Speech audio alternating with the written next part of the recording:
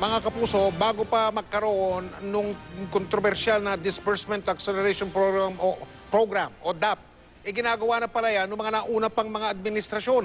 Yung ika nga'y pagre-realign ng mga naipon na pondo o savings para ipamahagi sa ilang mga ahensya ng gobyerno. Katunayan, nung panahon ni dating Pangulong Gloria Macapagal Arroyo, sinuoy Senador Noynoy Aquino pa raw nga ang isa sa mga kumontra dyan. Nakatutok si Sherian Torres.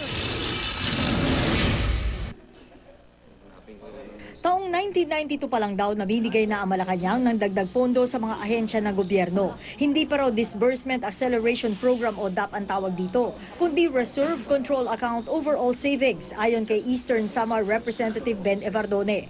Ang pinupuntahan daw ng pondo ayon sa dokumento ni Evardone, piniling ahensya na isinailalim daw sa tinatawag na Constitutional Fiscal Autonomy Group. Wala to sa regular budget. Extra releases to sa kanila eh. Dahil wala pa itong supporting documents noon, nagdesisyon ng Department of Budget and Management sa ilalim na Aquino Administration na suportahan ito ng mga papeles. Naglabas ng Memorandum Order ang DBM para tawagin ito na Disbursement Acceleration Program o DAP.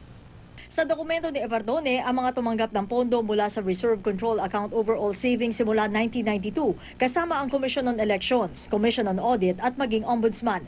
Ang punto daw ni Evardone, Matagal ng practice yung DAP since 1992, based dito sa document. Siguro hindi na booking, walang nagreklamo, or acceptable practice, legal. nadiskubre na rin daw ng Bayan Muna ang maladap na programa sa administrasyon ni dating Pangulo at kayo'y Pampanga Representative Gloria Arroyo. Hindi yan pinapansin noon.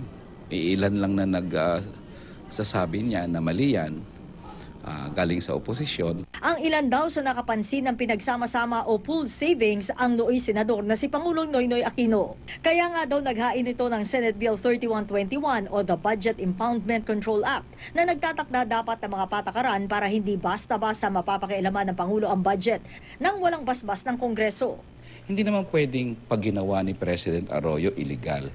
Pag ginawa ni President Aquino, legal na. So, I cannot claim good faith. Pero dati nang ipinaliwanag ng Malacanang at maging ng Pangulo Aquino, ang panukalang batas na ipinasa niya noong senador pa siya ay laban sa impoundment ng administrasyon sa budget. The Supreme Court itself says that, if I may quote, withdrawal of unobligated allotments and retention of appropriated funds cannot be considered as impoundment. Bilang tugon sa SC ruling, isang panukalang batas ang inihain na Akbayan Party List na maglilimita sa kapangyarihan ng isang Pangulo na ideklara ang pondo na savings, mag-impound o pumigil at maglipat ng pondo.